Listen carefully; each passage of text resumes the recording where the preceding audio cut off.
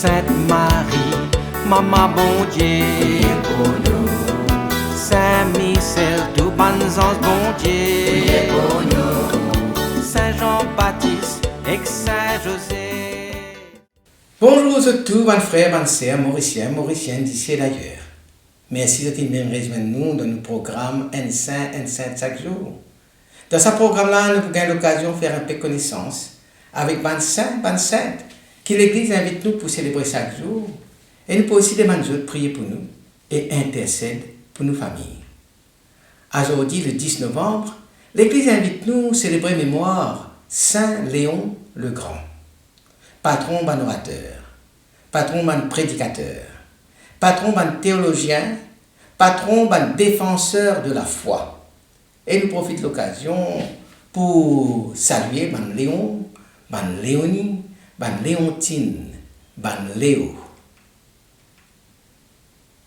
En l'an 452, l'Italie tremblait sous le sabot ban Souval parce que le roi Attila, roi de Hun, ban Barbarossa, nommé le fléau de Dieu, qui a pu marcher vers Rome, qui a pu envahir Rome, la ville de Rome. La ville était sans défense. L'empereur à l'époque-là, c'était Valentinien III, il était impuissant. Son armée fin fatiguée. La paix pérante dans les cœurs de tout le monde. Et tout paraît, comment dire, fini perdu. C'est alors qu'un homme, seul, il osait dresser face à sa tempête-là. C'est le pape Léon Ier. Sans armes, sans escorte militaire, habillé simplement avec son robe blanc du pape, il quitte Rome et il avance vers le camp de Attila, un barbare, le conquérant. La rencontre-là est déroulée d'un endroit qui s'appelle près de Mantoue. La légende racontait qu'Attila, roi des barbares, le roi des Huns, impressionné par l'autorité spirituelle et la dignité de sa vieil homme-là, le pape Léon Ier, il trouve derrière le pape deux figures resplendissantes. Il trouve Saint-Pierre et il trouve Saint-Paul qui, dans toute la main, tenant l'épée flamboyante. Terrifié, ça c'est barbare-là, il reculait et Rome sauvée. Ça geste là héroïque n'est pas une victoire militaire, mais c'est une victoire de la foi sur la peur, de la parole sur la violence. Ainsi, dans l'histoire, finit écrire le courage spirituel d'un homme qui, sur la fosse, n'est pas divine de l'armée, mais dans sa certitude qu'il est le Christ, le vrai rempart de son Église. L'époque qui n'a pas causé là, donc Léon est né vers l'an 400, probablement à Toscane, et il devient pape en 440, de 440 à 461, à l'époque quand l'Empire romain peut décliner. Rome est en crise. Donc, il y a une invasion barbare, il y a une division à l'intérieur, il y a une hérésie religieuse et il y a un affaiblissement du pouvoir impérial. Donc, comme cause Rome là, nous cause le centre du christianisme dans l'Europe qui était bougé, en mutation. Et que l'Église, c'était le seul repère stable face à sa désordre politique qui était à l'époque, qui était régné à l'époque. Saint Léon n'est pas un homme de pouvoir facile. Il était sans cesse besoin et arbitre d'une ambition impériale, faire face à une hérésie théologique et à la misère de sa peuple romain là. Sur le cas pastoral, il était transparaît dans un sens de ce lettre parce qu'il était plot l'âme âme égarée et il peut toujours combattre la déformation du message du Christ par un hérétique. Son objectif qui est clair, il était bien unir la foi chrétienne autour de la primauté du siège de Rome, autour du pape. Il y a un concile qui s'appelle le concile de Chalcédoine en 451 et il écrit une lettre assez célèbre qui définit la manière décisive qui manière doctrine chrétienne y était. Il peut dire, le Christ, c'est une seule personne en deux natures, sans confusion ni séparation. Parce qu'il a qui combattre une hérésie qui s'appelle le monophysisme, qui trouve simplement la nature divine du Christ et qui nier sa nature humaine. Et là donc, dans sa lettre qu'il écrit là, Saint Léon définit la doctrine chrétienne d'une manière décisive. Le Christ l'écrit, est une seule personne en deux natures, sans confusion ni séparation. Sa formule-là, c'est pour la pierre de toute la construction de la christologie, de l'étude du Christ, de toute parole qui est capable de dire le Christ dans la chrétienté. Donc sa formule-là est pour la pierre angulaire de la christologie chrétienne. Après invasion barbare en 455, Léon, encore une fois, l'Étial rencontrait l'armée auprès du chef de barbares. Il n'est pas parvenir pour sauver la ville du pillage. Là, il rentrait quand même de Tincoquin. Mais, il obtenir qu'il n'a pas détruit l'église, ou respecté l'église, et qu'il habitant n'a pas massacré.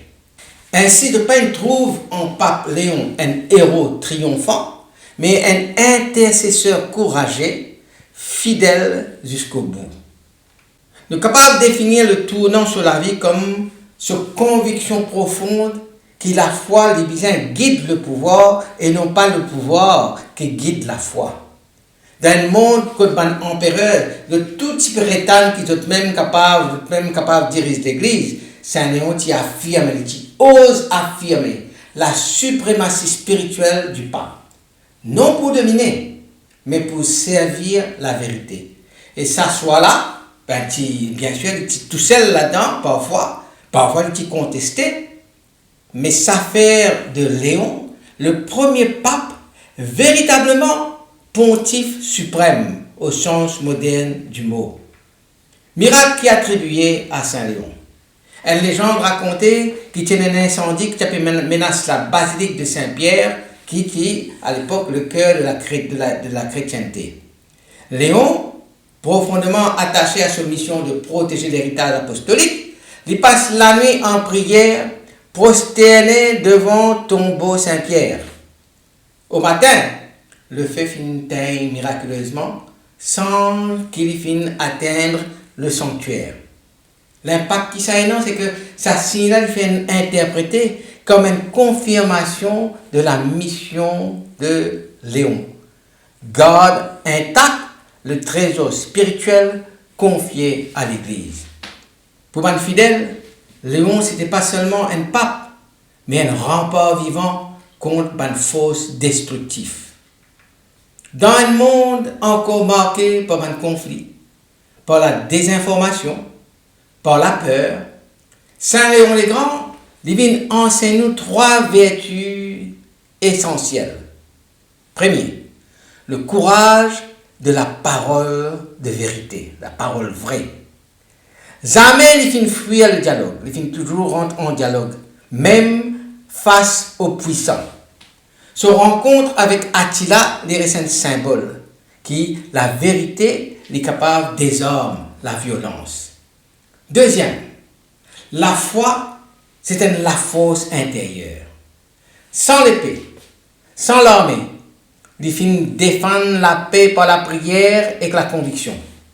Dans le sens, il rappelle-nous que la foi, ce n'est pas une idée abstraite, mais c'est la force qui transforme l'histoire. Et troisième, l'unité au cœur de la diversité. Cette théologie, notamment au concile de Chalcédoine, il y a un modèle d'équilibre. Humanité et divinité, vérité et miséricorde. Il montre-nous que l'unité l'y construire non pas par l'uniformité, mais par la fidélité au Christ. Aujourd'hui, Saint Léon, il a pu inspirer tout ban qui peut réconcilier la foi avec la raison, la justice et la compassion. Ce message peut traverser un siècle. La paix les construit sur la vérité et la vérité les au service de l'amour. Bonne parole qui citait de Saint Léon qui nous reconnaît dans l'homélie qu'il prononçait à Noël vers 440, il dit « Reconnais aux chrétiens ta dignité et devenu participant de la nature divine, ne retourne pas à ton ancienne bassesse. » Dans l'Empire en ruine, les rappels ban chrétiens qui vraie grandeur, les pas réside dans la puissance terrestre, mais dans la transformation intérieure.